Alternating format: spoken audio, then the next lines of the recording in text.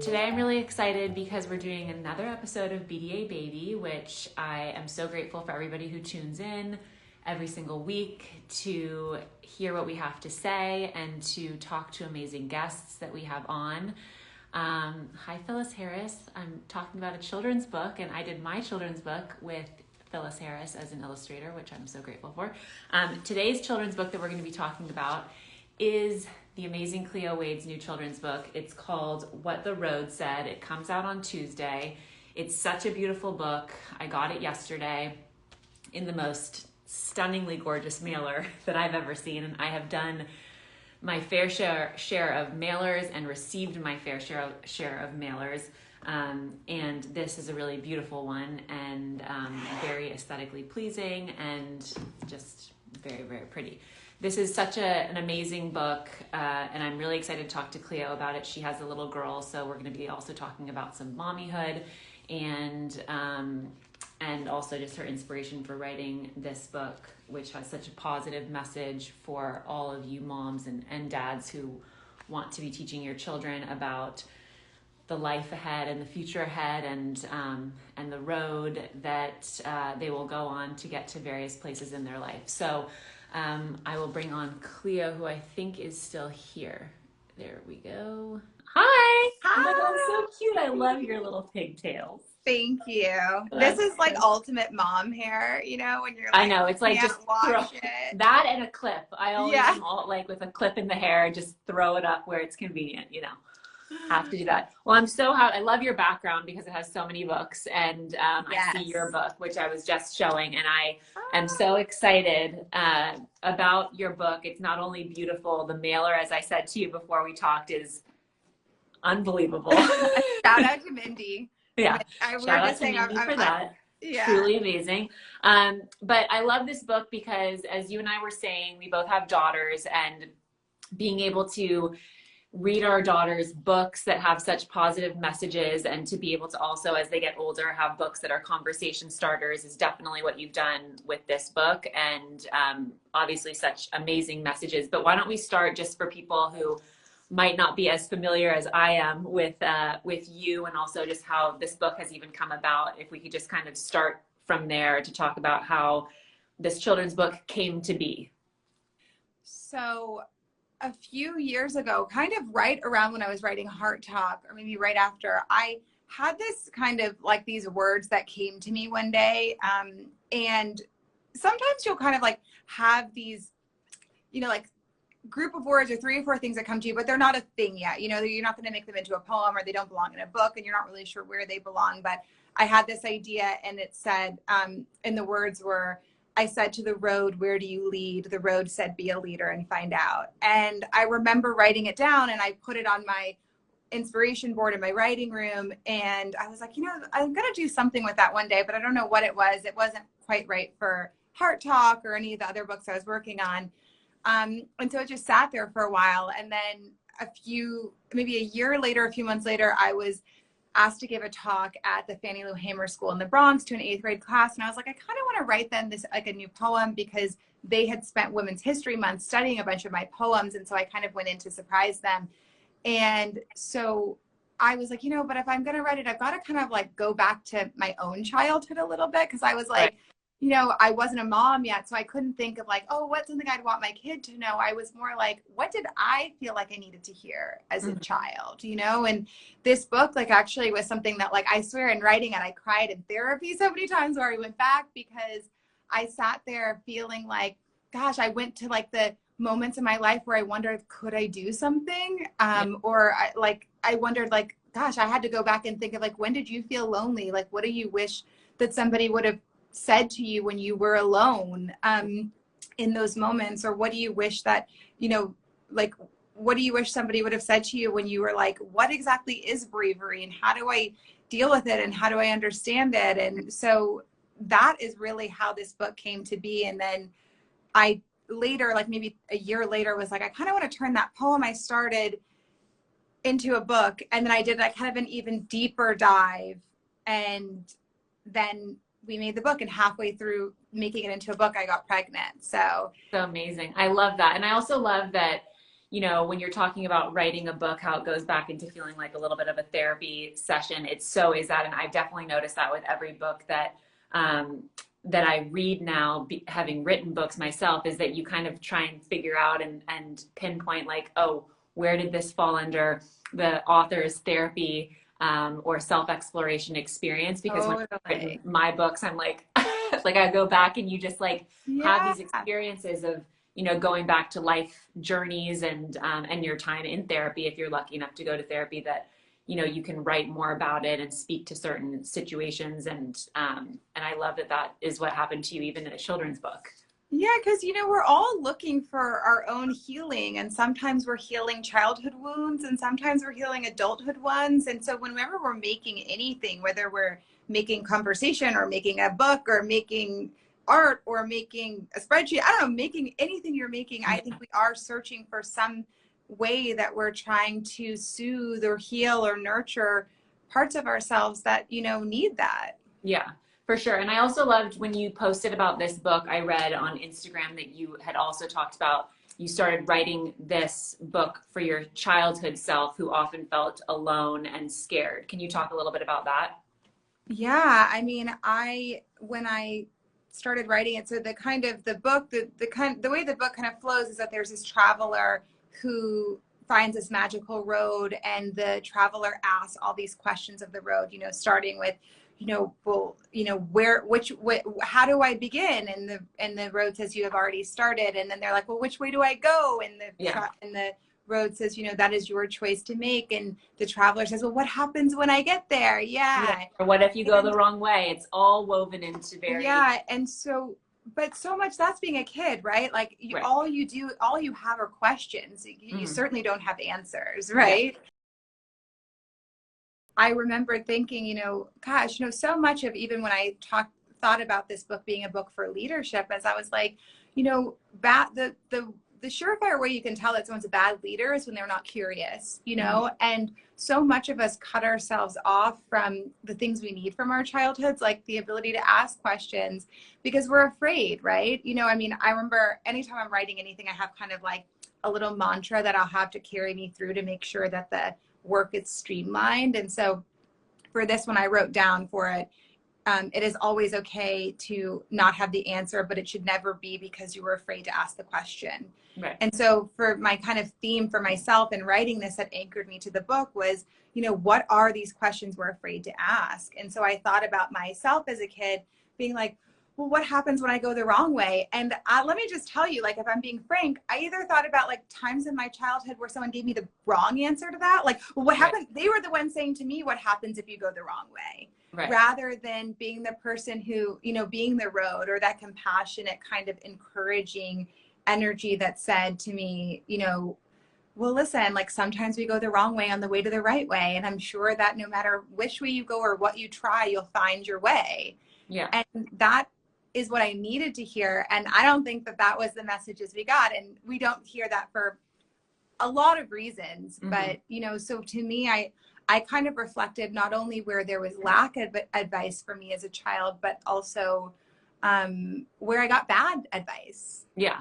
No, I think it's also so beautiful to be able to celebrate children's curiosity, and kids do ask so many questions. It's every single thing that, you know, they're learning, and they ask a bunch of questions. So to be able to have a book that celebrates that and also encourages kids to be curious and to feel comfortable asking questions. And I remember my mom always used to say to me that there is no such thing as a stupid question. And I think especially when you're in elementary school, as I kind of like got to be in 3rd and 4th grade, you just get embarrassed or nervous to even ask. Yeah, especially as girls, you know. Yes, exactly. There's studies devoted to how we don't raise our hands in class. Yeah. Because we're either embarrassed that we're not going to get it right, or that we are going to get it right. Right. Yeah, no, I remember in 4th grade very distinctly that when I asked a question, it was a math question, which was never like my best subject when I was in elementary school.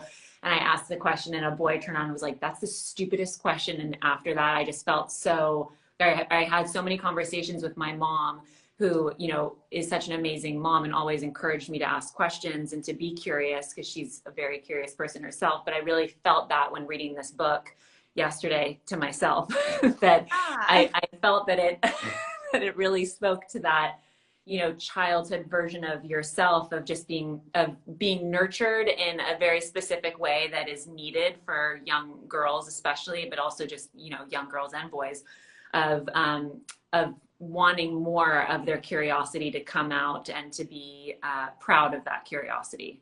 yeah. I mean, I remember in sixth grade, we were reading, I think it was like Huck Finn or something out loud, and everyone was doing like each kid was reading a paragraph out loud, and Yeah. we were all going, you know, through the class. And I remember pronouncing a word incorrectly, and like some boy like next to me that I probably had like a crush on laughing at me. And I swear, like if I had to pinpoint where my fear of public speaking began, I wouldn't say it's the whole reason that I was always afraid to speak publicly, but I could Right. probably start by being like, oh, you can get it wrong and people will laugh at you. Right. And that was the first time I understood shame. And so much of understanding, you know, so much of writing this book was that I wanted to kind of like speak to things that that make kids and adults feel stuck without kind of like directly and explicitly saying some of the words. So, you know, I think shame as a word is kind of hard for people to understand, Right. whether you're an adult or a kid, but it's not hard to understand the idea of going the wrong way on the way to the right way, and that that's okay. Right. And that is honestly like, that is the antibody for shame. You know, we don't get stuck in shame if we understand that like our, you know, mistakes are not fatal wounds. And that we can kind of get up, and you can just like, you know, the wrong space is not like the wrong destination, and that we can keep going and pivot and turn and, you know, keep journeying on. And I think that I wanted kids to know, and my own daughter to know early on, like, yeah, and by the way, this is just also, this is how you avoid shame. This Right. is how you escape it, is by growing up in your childhood knowing sometimes we go the wrong way on the way to the right way. Yeah, and I will also say that I was saying to you on the phone earlier that I think I started following you, I mean, so many years ago on Instagram, and I had come across your poetry and also just your very distinct way of writing it.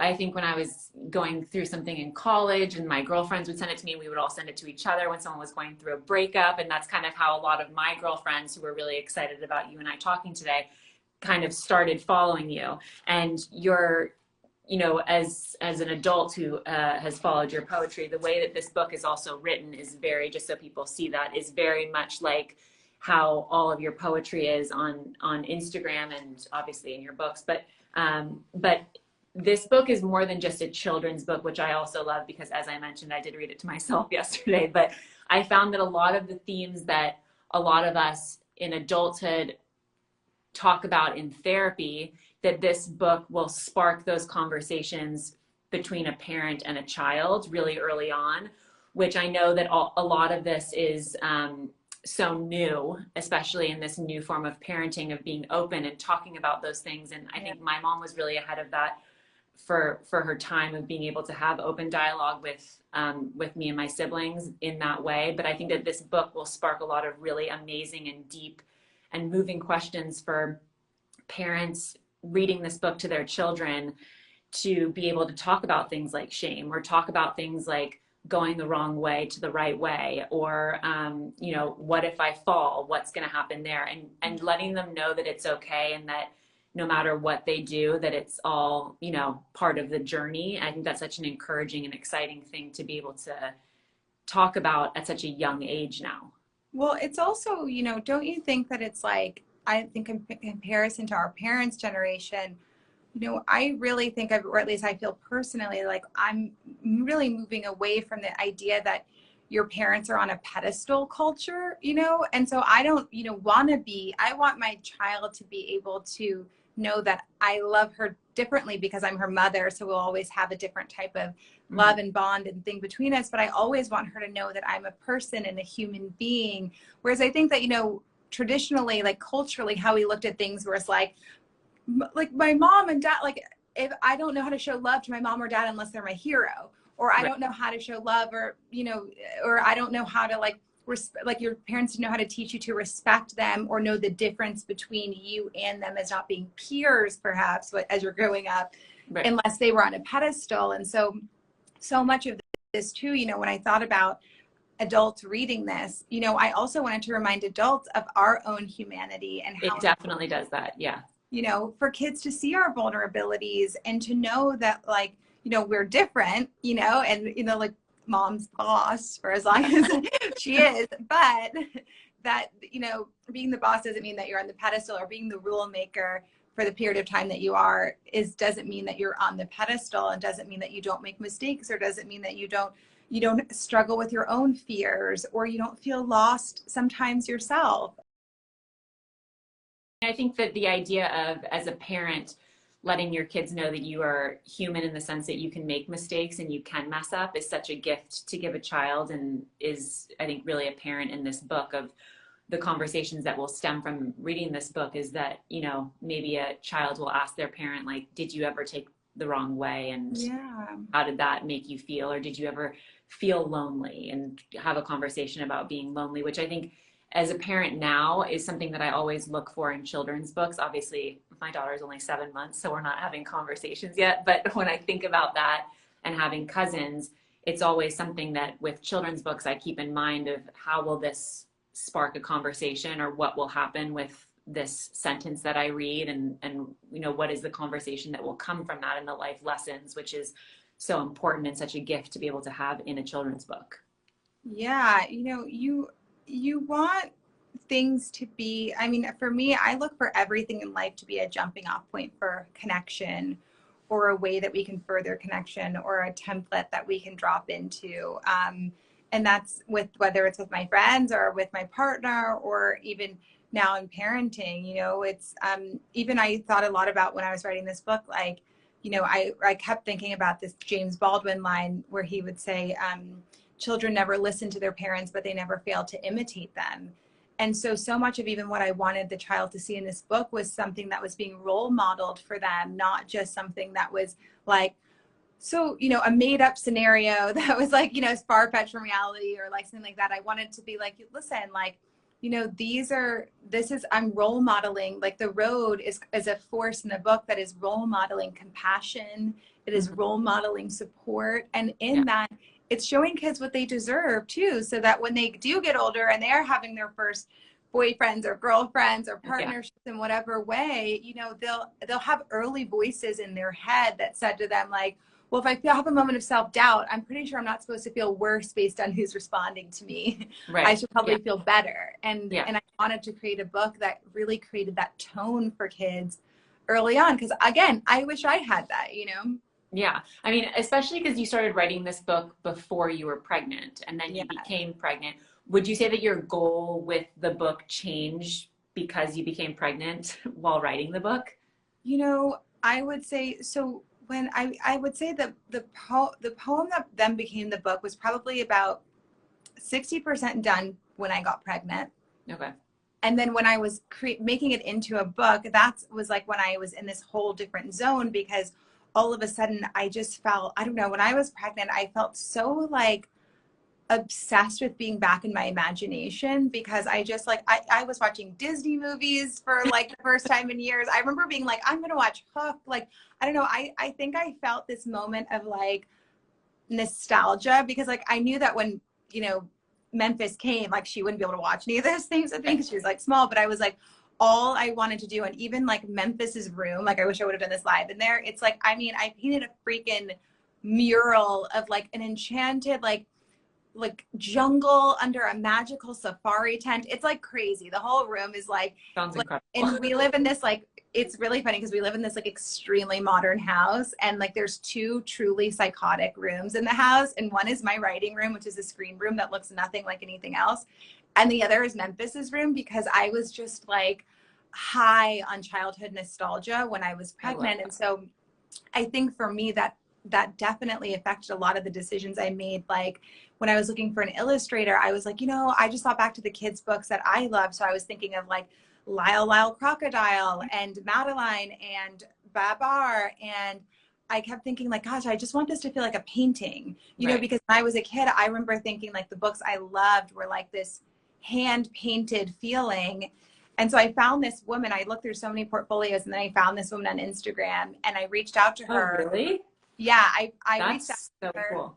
and she like had never done a kid's book before. She is this kind of like amazing artist who lives in South Africa and usually paints on shells. Like that's kind of what she's known for doing. She creates these shells that people hang in their houses that she paints. And I'd seen some of her illustrations from her notebook that she just puts online of like she traveled around the world and would paint these portraits everywhere. Mm-hmm. And I was like, would you ever consider doing this? She's like, yes, I would, but I'd have to be in a tight deadline because I'm pregnant. And I was like, how pregnant are you? I was like, I'm pregnant too. And we ended up having our daughters, a month apart maybe. Oh my God, and so amazing. It was like these two little pregnant girls on Zoom in this book.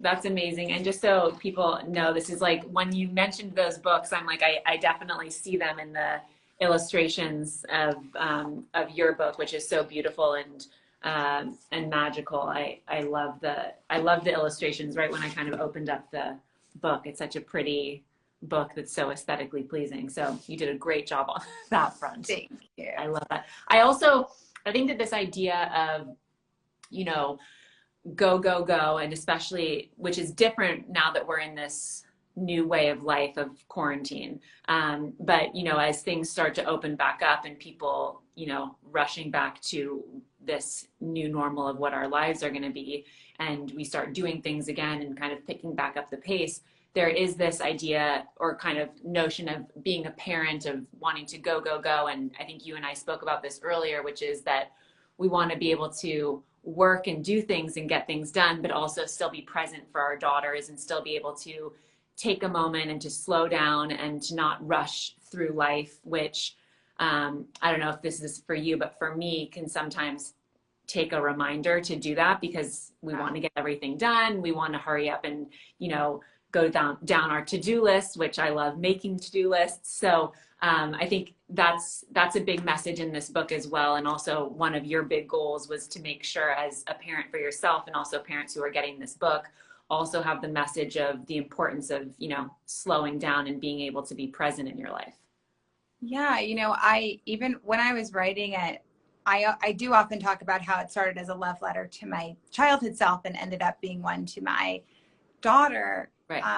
But, you know, as I was finishing it, I really, you know, so when I finished the book, there was one page of the book that I like could not crack basically the entire time. And then I wrote it basically when Memphis is 3 months old, and it was the very last page that went in the book. It's actually the first page of the book, but it was the last. I just couldn't figure out like how the journey started basically. Right. And it was interesting because I guess like I must have just needed to start the journey of motherhood to know. Yeah. Because I tried to write that first page for 2 years and it just like didn't happen. And so tried to figure out like, even before I decided I wanted to make it into a book, I was like, I just couldn't figure out how a journey began that could even bring like the slightest narrative to it. So I was kind of like, so it took a while. And so it's so interesting. You get like flashbacks of the day, but and so when I was kind of trying to figure out,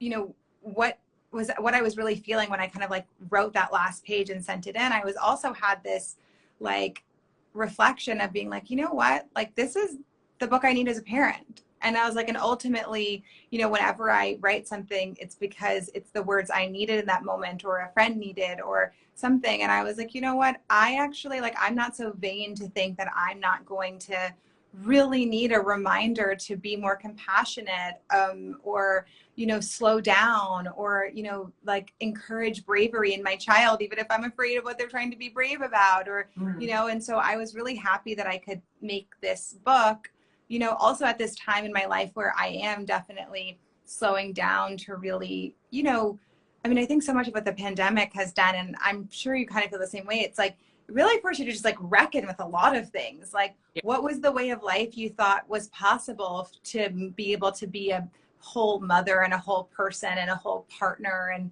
all of these things? And I think that, you know, for us, it was like all of a sudden we were like, gosh, like, where do we want to like live all of a sudden? Where do we want to, it really like kind of changed so much of how your outlook in general, because you realized that, you know, being more intentional with how you spend time with your kid feels so right, and living a slower pace when you're with your family feels so right, and having that type of presence. And so it's going to be an interesting challenge for all of us to kind of hold on to any of those silver lining and aha moments we may have had during this slowed down world, to ask, like, you know, what things were you missing in your relationship or in your, you know, parenting because you were never home, you know? Right.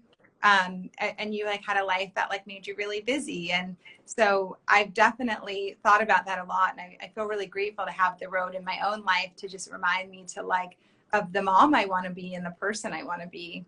Yeah, I think the silver linings for a lot of people in this pandemic have been, you know, obviously being able to spend a lot of time at home with your family, but also, you know, really thinking about things and having the time for the first time in a lot of people's lives to actually think about, you know, different topics that maybe we were kind of pushing aside to focus on when we would give ourselves the time. And then this pandemic allowed us to have that time. And I really found that with a lot of different things. I think especially having a child in a pandemic, and you know, you having one right just before the pandemic started. Month before, yeah. Yeah. So, you know, there is, it's obviously a terrible thing to be in this pandemic. And of course, people who have lost loved ones in this pandemic is devastating. And then there are some moments of being able to have had babies, pandemic babies, as they call them, and just have that time that you would never have had if we weren't in this situation, and to be able to have that quality time and then have that time with your partner, your family, think about where you want to live, how you want to live your life when things normalize, and what changes you want to make in order to be able to have a different kind of a life moving forward. And I think that this book will also be able to spark those conversations and also get parents thinking, because even if your kid doesn't ask them, this book will trigger them. So it's a beautiful, it's going to be like a therapy session, I think, for people who are reading this book as parents who maybe haven't necessarily done a ton of life work, and then also parents who have done a lot of life work, to be able to read your book and be reminded of things that maybe they thought of in their childhood that they want to do the same or differently, and have those conversations with their kids. So I think this book is so amazing. You should be so proud of it. It comes out on Tuesday, right? Yes. This is like the first time I've gotten on Instagram to talk to anyone about it. So it's so weird because I actually have like I've seen maybe 2 people even hold my book. So every time you hold it, I'm like, that's so cool. It's so exciting. I mean, books take, even especially children's books, take so much time and energy, and with the illustrations and the language and how you word things, it is a total labor of love, and it's so special for it to come out, especially since you're a parent now, and to see it. I think you should obviously be so proud of it. It comes out on Tuesday, and it's available everywhere on Tuesday, right? Yeah. And people can pre-order it now. We'll make sure to put the swipe up link for everyone who wants to order it. This is such an amazing book for children of all ages. As a mom, I think it's going to have such amazing conversation starters for all parents of kids of all ages. Again, and I myself, reading this to myself, got a lot out of it as a 31-year-old. So congratulations on this amazing book. And I'm so happy for you and so proud. And this is a beautiful piece of work that you've put out into the world. Thank you so much. And thanks for having me to talk about it. I'm like such a fan. I swear, I was like, before we talked, he's like, I feel like I'm friends with her in my head, because I'm like, I tried to order the like back ordered like label, like the like seasoning jars, the little jars. And like, I feel like even like when you said something to me on the phone the other day, or when we talked earlier, and you were like, yeah, like we recently moved, and then I was like, oh, I know that. I was actually like realized, I was like, oh, I know that, because like was that shelf in the kitchen, and I was like, and I literally like get my life hacks from you. And so I was really, because I'm like I have like not, like I'm not good at anything like that. And so I'm always like, what's she doing with this? I'm like, oh, that's in the kitchen. Oh, and that's just easy from Target. There's the swipe up. Great. Like, I can't even tell you. I'm like, that makes me so happy. That's amazing. I'll happily come over and organize your entire pantry. Oh my God, thank you so much. That's awesome. Well, I was so excited to be able to talk to you today. All my girlfriends were freaking out about it. So thank you so much for coming on, and congratulations ahead of time, and good luck next week on book launch week. That's so exciting. Thank you so much. Awesome. Have a good day. Bye.